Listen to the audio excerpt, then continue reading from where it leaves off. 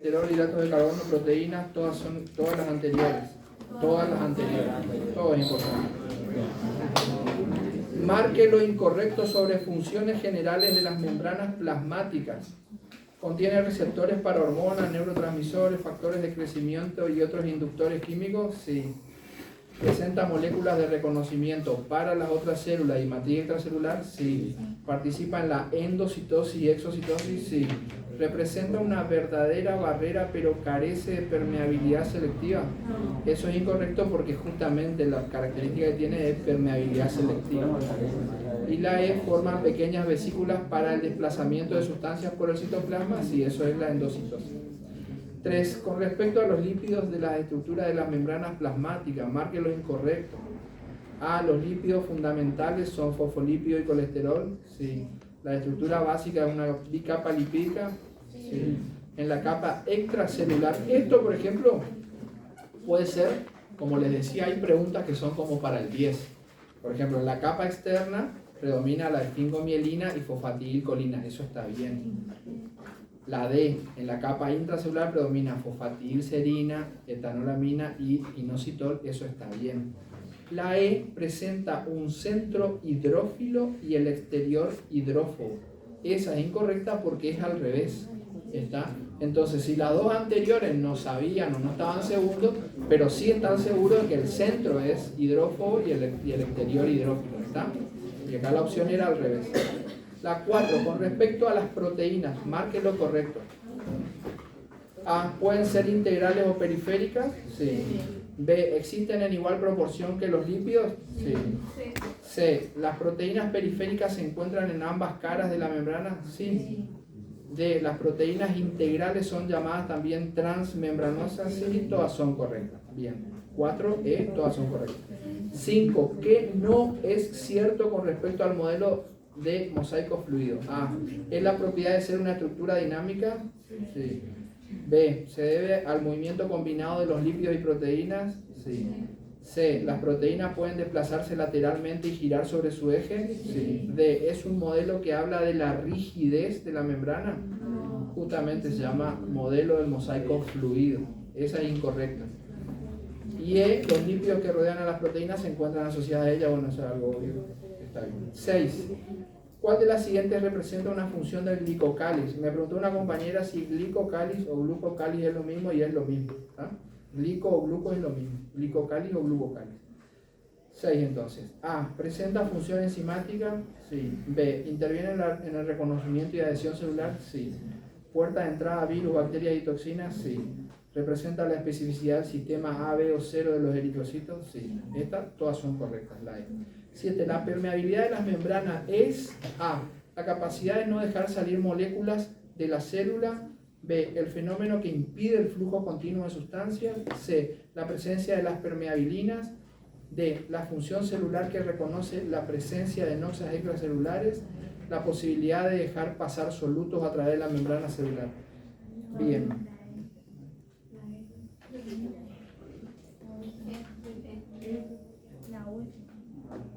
Entonces, la posibilidad de dejar pasar solutos a través de la membrana celular. Todas las otras no son verdad. ¿Está? ¿Estamos? Bien. 8. En el transporte activo. A, ¿presentan saturabilidad y especificidad?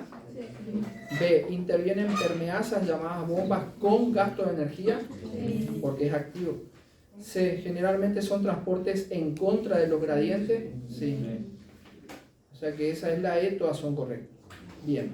La 9. La difusión simple significa que es un transporte pasivo, que el agua se mueve por el gradiente osmótico, que es a favor de gradientes sin gasto de energía, por eso es pasivo, difusión simple.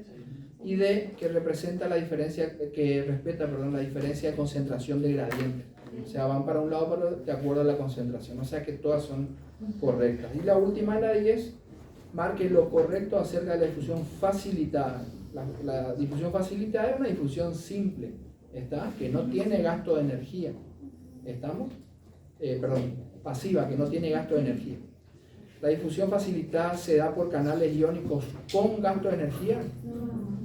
tiene libre paso de macromoléculas gracias a falta de especificidad y saturabilidad.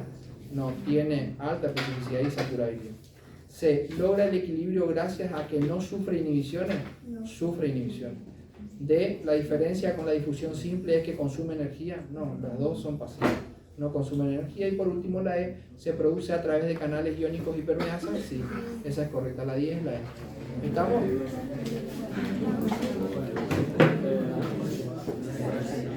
Más fácil, imposible.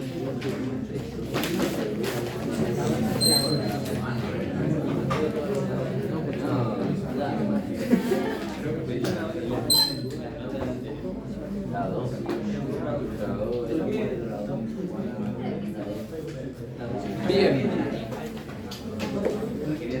Aranda Contreras 7, Ayub 8, Benítez 8, Brite Fabricio 8, Campuzano 6, Chamorro Juan Cruz 6, Fabro Máximo 9, Fabro Yael 8, Fauner 7, Ferecín 9, Fernández Lucrecia 8, Flores Juan Ignacio 10, gracias Flores, Fontana Fiorella 6, Franco Camila 7, Gasparuti 7, Holzer 7, Ludueña 6, Luna Ariana 8, Luna Héctor 8, Magnao Camila 6, Mansur Yemel 6, Martínez 6 de Ger 7, Montenegro Carla 6, Moreira Mailén 6, Maulín María Emilia 7, Rafín Lautaro 7, Richard Sofía 6, Sánchez Punert 7, Sánchez Marchetti 7, Scarel Gianella 8, Picher 6,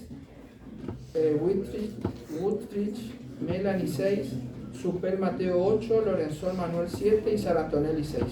Los otros no aprobaron. El anterior. Bien. Unidad 4. Estamos. Unidad 4. Empezamos con lo que es el citosol. Entonces, esto vamos a dividir en dos clases. ¿Está? Hoy vamos a dar una parte. Volvemos al querido cuadro, ¿sí? En el cual decíamos que teníamos que la célula eucariota tenía la característica de presentar un núcleo rodeado y limitado por una membrana, ¿sí? Y adentro encontrábamos al citoplasma, ¿sí? Que dentro del citoplasma o citosol, que es la clase que empezamos hoy, encontramos un líquido o la matriz, un citoesqueleto que es como una estructura esquelética, o sea, que es algo que le da forma a la célula, y organelas que son diferentes órganos que cumplen diferentes funciones. Dentro de las organelas encontramos a los ribosomas, microtúbulos, filamentos, mitocondrias, el sistema endomembrana, que eran organelas adentro de la célula, que estaban limitadas por membrana. El retículo endoplásmico liso, el tuboso, el complejo de Golgi y las vesículas. ¿Estamos? Entonces hoy lo que vamos a empezar a ver es todo lo que está dentro de la membrana celular, ¿sí? Y por fuera del núcleo. Entonces el citoplasma tiene al citosol y a las organelas. El citosol, que sería el líquido más las estructuras, y las organelas, que son órganos puntuales que cumplen funciones. El citosol entonces tiene una matriz citoplasmática, que es el líquido, es elementos como los ribosomas, que son los lugares donde se produce la síntesis de proteínas, y el citoesqueleto, que es toda una estructura de elementos que le dan forma y mantienen, ¿sí?, a la célula para que no se desarme o mantenga su forma habitual. ¿Está? La matriz citoplasmática representa del 50 al 70% del citoplasma. Es como el líquido, como el agua en nuestro cuerpo, ¿sí? Hablábamos de la cantidad de agua que teníamos, en este caso pasa lo mismo. Es la fracción soluble de la matriz sin las organelas, porque por un lado tendríamos la matriz, por otro lado las organelas. Puede estar en estado sol, hace referencia a fluido, mucho más líquido, o gel en estado viscoso, mucho más denso. Esto cambia de acuerdo a los elementos que hay adentro, porque hay estructuras que hacen que la célula sea por ahí un poco más fluida y otras que hace que sea un poco más tensa. Está formado por un 85% de agua en la matriz, ¿sí? Ese es 50-70%, con moléculas disueltas, ya sea de lo que vimos, hidratos de carbono, lípidos, aminoácidos, proteínas. Esas proteínas pueden ser proteínas estructurales o también enzimáticas, ¿está? Que cumplen funciones catalizadoras. También encontramos ácido nucleico. Más que nada en la matriz citoplasmática encontramos ARN, porque el ADN solo encontramos en el núcleo y en la mitocondria. En la mitocondria hay unas cadenas de ADN, pero están adentro de la mitocondria. Acá solamente ARN, ¿sí? Sales minerales, ustedes ya saben, las que predominan adentro y las que predominan afuera, iones, etc. E inclusiones. Inclusiones, ahora las nombramos porque, por ejemplo, hay células que tienen funciones de depositar, por ejemplo, grasa, que son el tejido adiposo. Entonces esas inclusiones son inclusiones de lípidos. Hay otras, por ejemplo, el hígado, el hepatocito, las células del hígado, que tienen la capacidad de almacenar glucógeno. Entonces son diferentes inclusiones de acuerdo a la función que cumplen. El tejido epitelial que cubre, que está en la piel, por ejemplo, tiene la capacidad de alojar pigmento. Por eso el color de la piel, ¿está? Por el pigmento que se aloja en esa célula. A eso se llaman inclusiones. Bien, estamos hasta ahí. Acá en este caso entonces ven, la membrana sería la línea negra y todo lo que está en celeste es el citosol, que sería, ¿sí?, el líquido más que nada. Bien, ¿cuáles son las funciones y las actividades que tiene el citosol? Entonces, gracias al citosol, donde se ubica el citoesqueleto, tiene una forma determinada la célula para cumplir una función. Van a ver que hay células ausadas, largas, otras que son esféricas, otras que son pentagonales. Esa forma es gracias al citoesqueleto que se encuentra en el citosol. Otra función que tiene es regular el pH intracelular, que es la concentración de protones. Eso es más químico, pero es necesario que el pH se mantenga en 7,2. Determina si hay acidez o si hay un estado ácido base negativo. ¿Qué otra cosa se produce en el citosol? Se produce, así como adentro del núcleo se produce la transcripción, que es la formación de un ARN a partir de un ADN, por ejemplo, una de las funciones, adentro del citosol se produce la glucólisis, que es romper la glucosa para usar como energía, ¿sí? O también formar glucógeno, que es la glucogenogénesis, ¿sí? Y cuando necesitamos, por ejemplo, tenemos mucha glucosa y necesitamos almacenar, formamos glucógeno. Pero cuando necesitamos energía, degradamos el glucógeno en la glucogenolisis. ¿Está? Son los tres pasos que se producen de los hidratos de carbono en el citosol. ¿Qué otra cosa se produce en el citoplasma, en el citosol? La biosíntesis de los aminoácidos no esenciales. Después, la síntesis de proteínas y las modificaciones que se producen sobre esas proteínas. ¿Está? Los aminoácidos no esenciales hacen referencia a que los podemos producir nosotros. Pero hay aminoácidos esenciales los cuales nos tenemos que consumir. Por eso se llaman esenciales y no esenciales. No esenciales porque los fabricamos nosotros y esenciales porque los tenemos que consumir. En ese caso, en el citosol, entonces, en lo que es la pista de proteínas, aminoácidos, ¿sí?, y polipéptidos, se producen los aminoácidos no esenciales. Se producen ahí. A partir de los aminoácidos se va formando la cadena, se produce una cadena polipeptídica y se forma una proteína. ¿Está? Esa proteína, en el transcurso de su formación, sufre modificaciones para cumplir su función. Esas modificaciones también se producen en el citosol. Bien, otra de las cosas es que estas proteínas tienen actividad enzimática. Entonces, esos procesos metabólicos, por ejemplo, glucólisis, glucogenogénesis y la glucogenolisis, que son procesos metabólicos, están dados por esa actividad enzimática que se produce en el citosol. Otra de las cosas que se producen son la fitosíntesis y los ácidos grasos. A veces se produce en realidad una degradación del ácido graso, ¿sí?, a una mínima expresión para que la célula lo absorba y dentro de la célula la libera al torrente sanguíneo, por ejemplo. ¿Está? Esas modificaciones se producen adentro de la célula, biosíntesis de ácidos grasos. Otra es las reacciones en las que intervienen el ATP y el ARN de transferencia. El ATP, ¿sí?, es la nafta que tenemos nosotros, ¿sí?, es la manera de conseguir energía, es el combustible de la célula, el ATP, ¿sí? Y el ARN de transferencia es el que lleva los aminoácidos hasta el ribosoma para ir sumando a la cadena polipeptídica y de esa manera sintetizar la proteína. Y lo que hablábamos recién, también sirve el citosol como depósito de las inclusiones, ácidos grasos, glucosa. Bien, esas inclusiones que también son importantes, por ejemplo, en las características histológicas, que es lo que dan los jueves. La histología, que es el estudio de los tejidos, se caracteriza, o las características que nos permiten distinguirlas en un microscopio, es por medio de cómo se tiñen.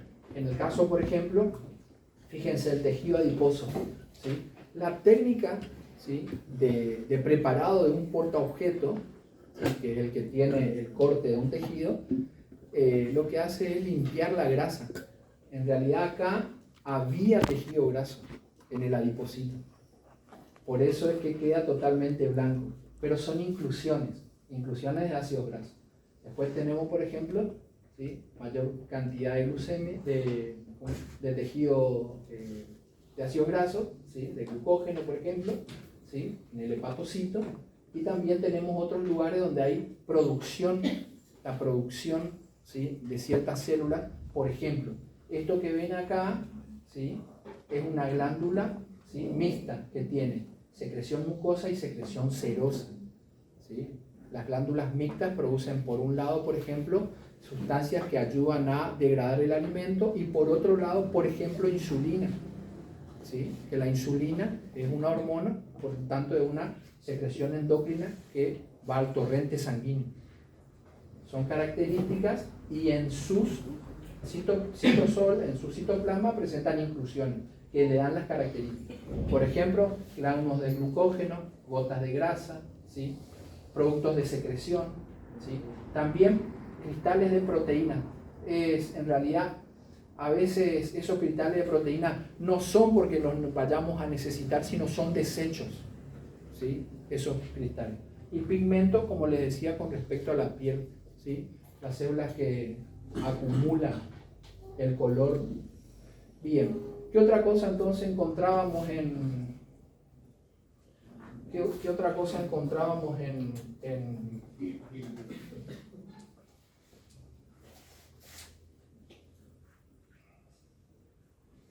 encontrábamos en el citosol? Encontrábamos entonces, ¿sí?, encontrábamos a los ribosomas. Los ribosomas son estructuras que van a dar lugar al origen de las proteínas.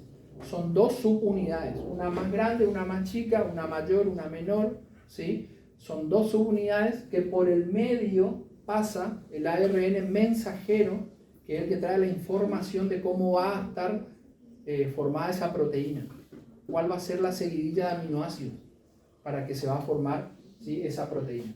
Entonces son complejos macromoleculares formados por dos subunidades, mayor y menor, ¿sí?, y por el medio, ¿sí?, pasa, ¿sí?, el ARN mensajero que lleva la información. Son ARN ribosómicos, se llama. ¿Está? Existen dos tipos de ribosomas según su velocidad de sedimentación. Hace referencia a que un estudio electroquímico, ¿sí?, cómo migran, nada más. Una más grande, una más chica, no se preocupen, no hace falta que sepan tan fino esto, ¿sí? En las procariotas, la unidad mayor recibe el nombre de 70S, y en la eucariota la unidad mayor recibe el nombre de 80S. Nada más. Otra cosa no hace falta que se acuerden. ¿Está? Bien. Y esto es importante, es el lugar a donde se produce la síntesis de proteínas. Esta es la estructura. Dos subunidades, una mayor y una menor, y por el medio pasa el ARN mensajero. Entonces, las síntesis proteicas en los ribosomas se produce de esta manera: unidad mayor, unidad menor. Entre ambos pasa el ARN mensajero que lleva la información. ¿Cuál era la información? La seguidilla de las bases nitrogenadas. ¿Se acuerdan? Cuando hablábamos de cómo se organizaban adenina, guanina, timina, citosina, y en el ARN el uracilo. ¿Está? En vez de la timina encontrábamos el uracilo, ¿sí? Entonces, esa seguidilla de bases nitrogenadas determina qué aminoácido corresponde. Esto en realidad es pura bioquímica, pero solamente para que sepan, cada aminoácido está expresado por 3 bases nitrogenadas.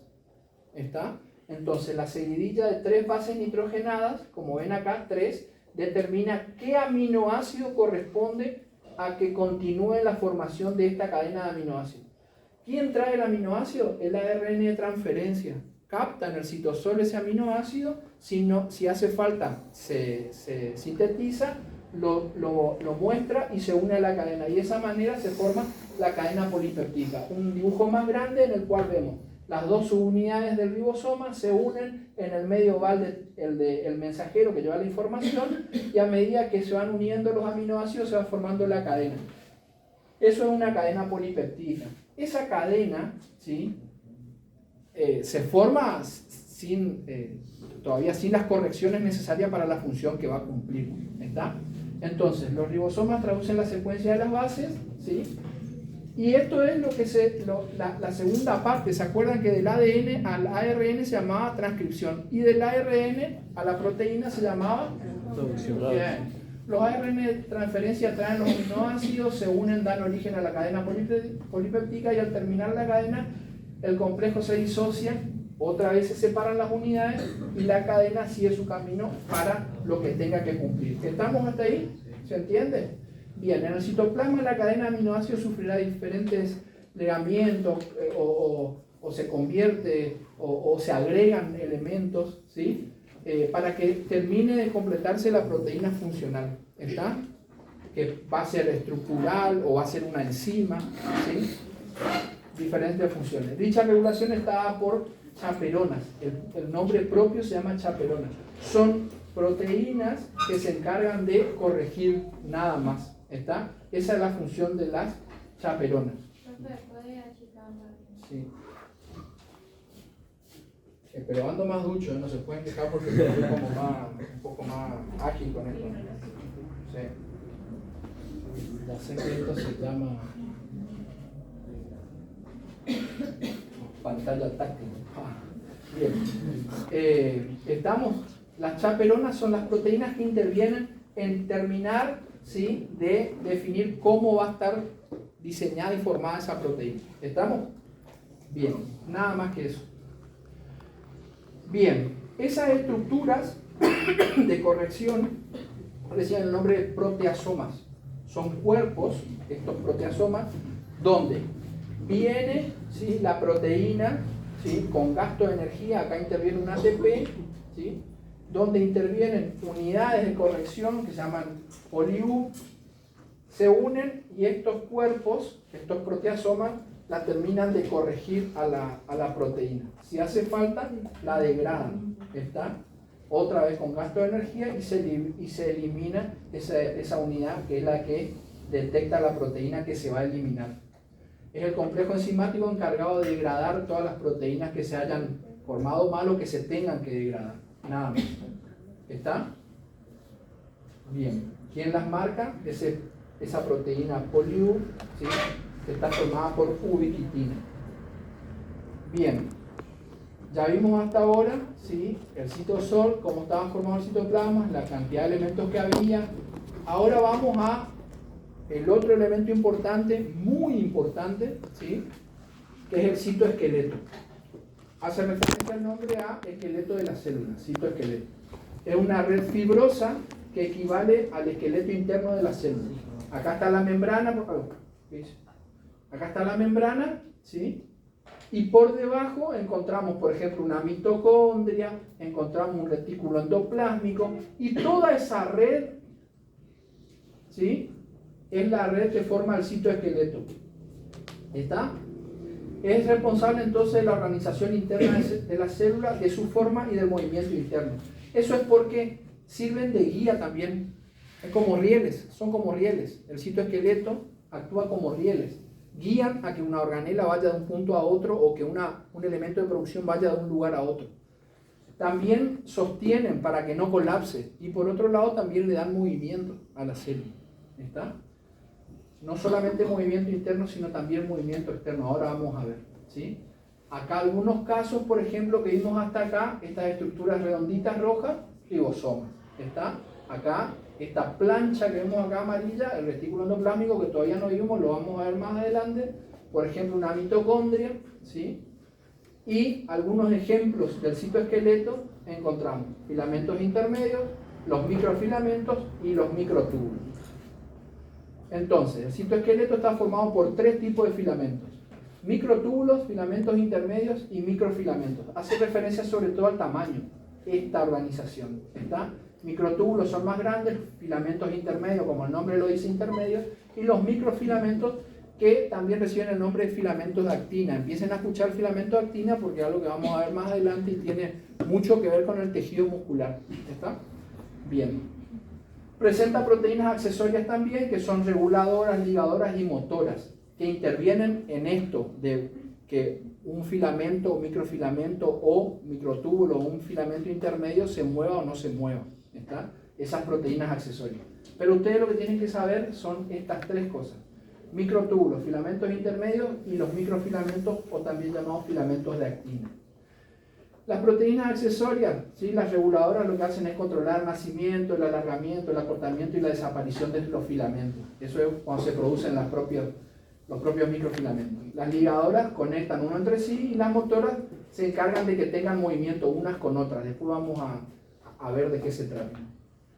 Bien, una imagen de los tres grupos, ¿sí? De filamentos que vamos a encontrar en el citoesqueleto, y de acuerdo al tamaño tenemos los más grandes, que son los microtúbulos, que llegan a medir 25 nanómetros, los intermedios, filamento intermedio de 8 a 12 nanómetros, y los más pequeños o microfilamentos, donde encontramos, por ejemplo, el microfilamento o filamento de actina, que tienen de 8 nanómetros o menos.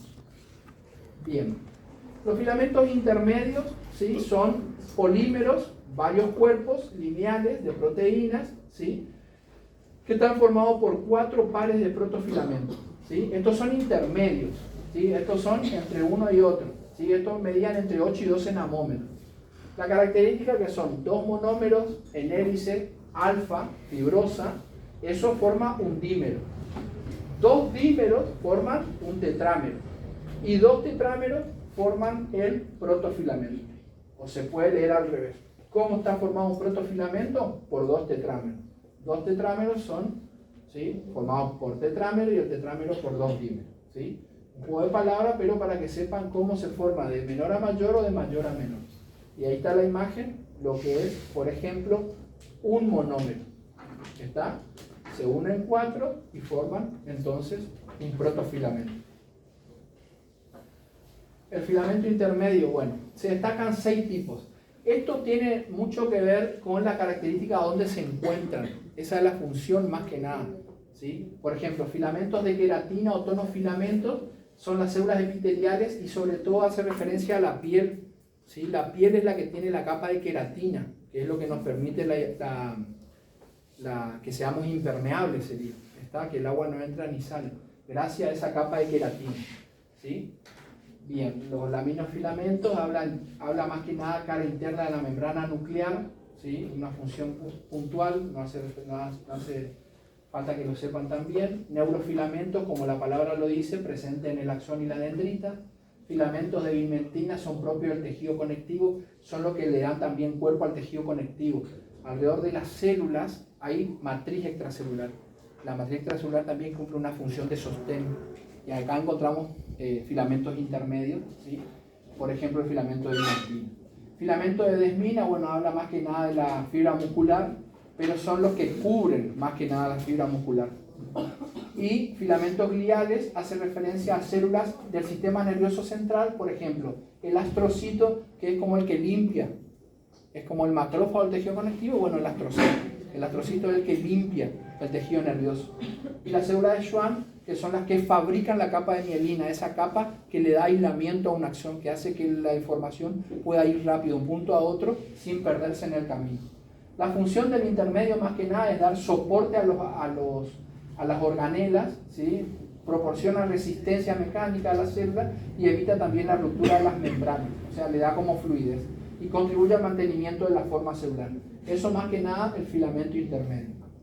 Con respecto a los microtúbulos, que son los más grandes, los que llegan a medir hasta 25 nanómetros, son tubos cilíndricos. Acá está la imagen.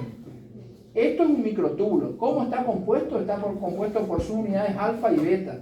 Ya, por eso está marcado el color más clarito y más oscuro, ¿sí? Esa proteína, ¿sí? Recibe el nombre de proteína tubulina. Y en este caso está formado un microtúbulo por 13 protofilamentos. El intermedio, por ejemplo, estaba formado por 4. ¿Sí? El microtúbulo está formado por 13. ¿Está? Protofilamentos. O sea, ahí se ve la diferencia y por qué son tan grandes. ¿Está? Estos se forman y se deshacen. Esa actividad se llama polarización, ¿sí? Y despolarización. ¿Está? Es como si fuera que se forma y se desarma. Son las dos maneras. Los microtúbulos entonces nacen en un lugar puntual que se llama centrosoma. Eso también a veces en algunos preparados histológicos se llega a ver dentro del citoplasma un lugar como un poquito más eosinófilo, rosado más fuerte, ¿sí? Se llama centrosoma. A partir de ahí nacen, ¿sí? Después vamos a ver una imagen para que se ubiquen. Como que de un punto de la célula nacen los microtúbulos. Son elementos grandes, fuertes. ¿Está? Bien. Y el centrosoma es un par de centriolos, ¿sí? Y que tiene una matriz, no importa, pero para que escuchen y sepan, ¿sí? ¿Qué es el centrosoma? Es un cuerpo que tiene dos elementos perpendiculares. ¿Está? Un centrosoma.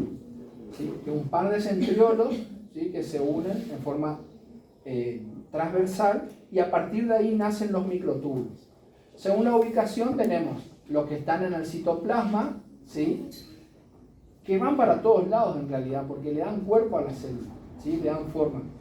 Esto es importante, los mitóticos, los microtúbulos mitóticos, porque forman cuando se produce la mitosis, que es la división de una célula en dos células hijas idénticas, forman como verdaderos rieles.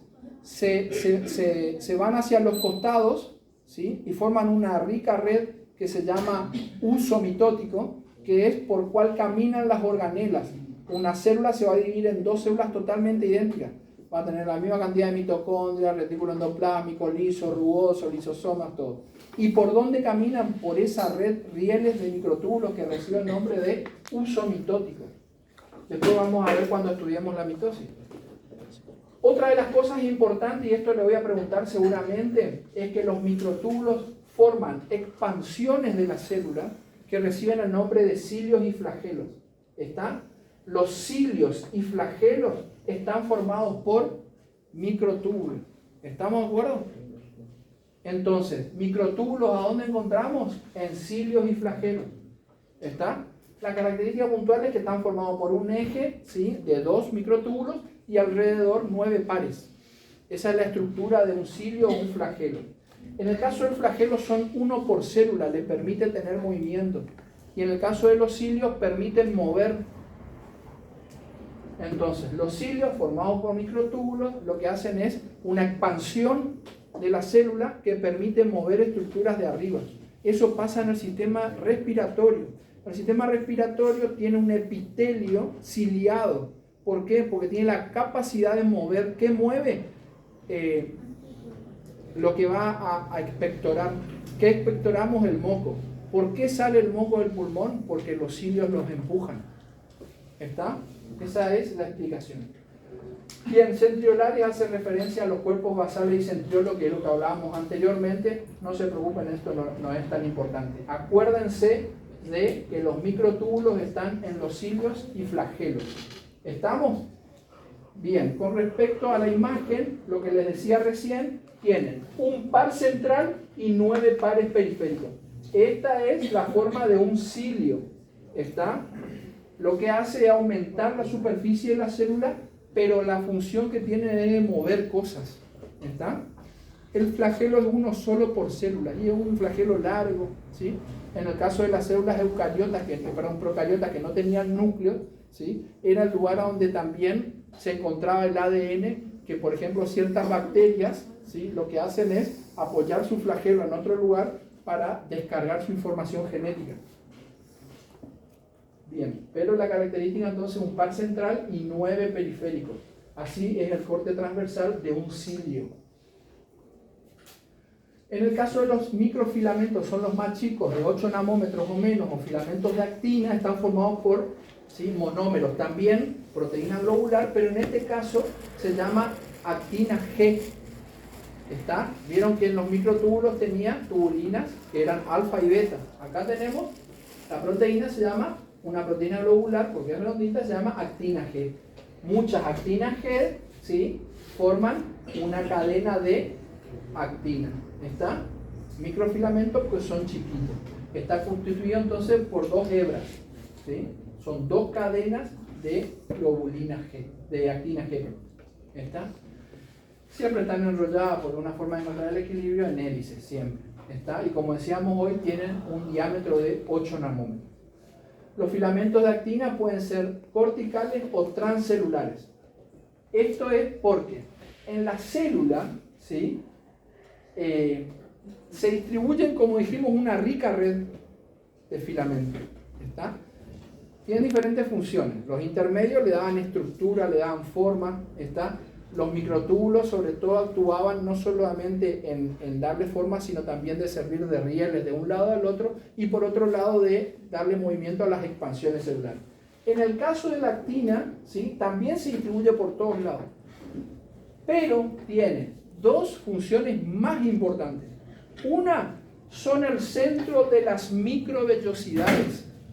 Esas microvellosidades, ¿sí? Son expansiones celulares. Una célula de repente aumenta 150 veces su superficie porque tiene expansiones. Esas expansiones, ¿sí? Que en este caso las microvellosidades tienen ejes de filamento de actina, por ejemplo, aumentan la superficie de absorción. Entonces nuestro intestino delgado, que es donde se absorbe la cantidad de nutrientes, que tiene 6 metros, de repente pasa a tener 180 metros. ¿Por qué? Porque esta superficie será aumentada por las microvellosidades. Las microvellosidades están formadas en su interior por filamentos de actina. Una función muy importante. ¿Está? Esos filamentos de actina entran adentro de las microvellosidades, pero también forman una red para fijarlas y que se puedan mover. Pero en este caso lo que hacen es aumentar la superficie de absorción. ¿Está? Bien. Es una función de los filamentos de actina. ¿Está? A su vez, ¿sí? Otra de las funciones que cumple esa red que está por debajo de la membrana plasmática, que es esta, otra función que cumple es, en ciertos casos, ¿sí? Modificar su forma de acuerdo a la necesidad de la membrana plasmática. Interviene, por ejemplo, en la invaginación de la membrana para formar una vesícula si quiere absorber algo. Eso se llama endocitosis. ¿Está? Otra es extender pliegues celulares para captar, por ejemplo, elementos que están afuera. Por ejemplo, el macrófago, que es el que limpia el tejido conectivo. Así como el astrocito limpia el tejido nervioso, el macrófago limpia la basura, o en realidad lo que nos hace mal, por medio de la fagocitosis. Lo come. ¿Cómo hace? ¿Sí? Ampliaciones celulares para captar esas estructuras y luego degradarlas adentro. Todo eso que ven ahí son filamentos de actina. ¿Está? Entonces, corticales porque están cerca de la membrana, ¿sí? Y transcelulares porque van de punta a punta. Por ejemplo, en el tejido muscular. En el tejido muscular, cuando veamos tejido muscular, cómo está formado, intervienen filamentos de actina, ¿sí? Y de miosina. Y son transcelulares porque están a lo largo de la célula y tienen la capacidad de interactuar para generar movimiento. Eso vamos a ver ahora, ¿sí? Entonces acá, por ejemplo, tenemos estas rayitas son los filamentos de actina y los rojos son filamentos de miosina. ¿Vieron? Eso genera movimiento porque se atraen y se cruzan. Uno le atrae al otro. Entonces eso de ahí proviene el movimiento que tenemos. ¿Está? Entonces, en ese caso, los filamentos de actina. Otra cosa importante es, esta es una célula normal en cualquier estado. De repente recibe la orden de dividirse en dos. ¿Qué hacen los filamentos de actina? Crean un cinturón. Entonces la célula que está en dos, la actina crea un cinturón para terminar de separar las dos células. Es la que determina, ¿sí? Un anillo que va a terminar de separar las dos células. ¿Está? Esa división recibe el nombre de citocinesis. Había entrado una pregunta en un año de citocinesis. Así que para que sepan, la acción de dividirse en dos a la célula recibe el nombre de citocinesis. ¿Está? Citocélula, cinesis, división o corte. ¿Estamos? Sí, bien. Función de los microfilamentos de actina. Intervienen en la contracción muscular cuando se asocian con la miosina.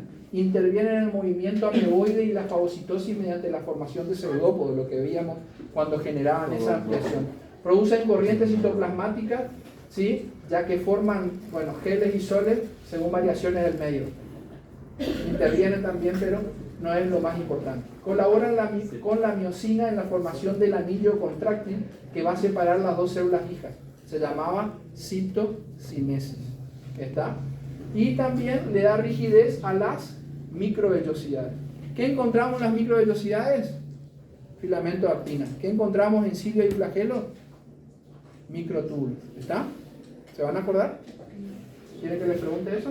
Bueno, acá está una imagen con respecto a eso. ¿Puedo repetir eso que dijo recién? En las microvellosidades, ¿qué encontramos? ¿Quién se fue? Microvellosidades encontramos los filamentos de actina o microfilamentos. Y en los cilios y flagelos encontramos a los microtúbulos. Bien. Esto es una imagen, ¿sí? Un esquema. Los filamentos intermedios que le dan más que nada forma y están como en cualquier lugar. En cambio, los microtúbulos nacían del centrosoma. ¿Se acuerdan que les dije donde estaba el centriolo, que eran dos elementos perpendiculares? Bueno, desde el centriolo se van los microtúbulos a los diferentes lugares. Si un microtúbulo entra en esta estructura, ¿cómo se puede llamar esta estructura? Cilio o flagelo. ¿Está? En este caso, ¿sí? Los filamentos, los microfilamentos o filamentos de actina, ¿se acuerdan que encontrábamos? Alrededor de la membrana y entrando en las microvellosidades. ¿Está? Filamento de actina, microvellosidades, microtúbulos, cilios y flagelos. ¿Estamos? Para que entiendan más o menos las características. Bien. Hecho.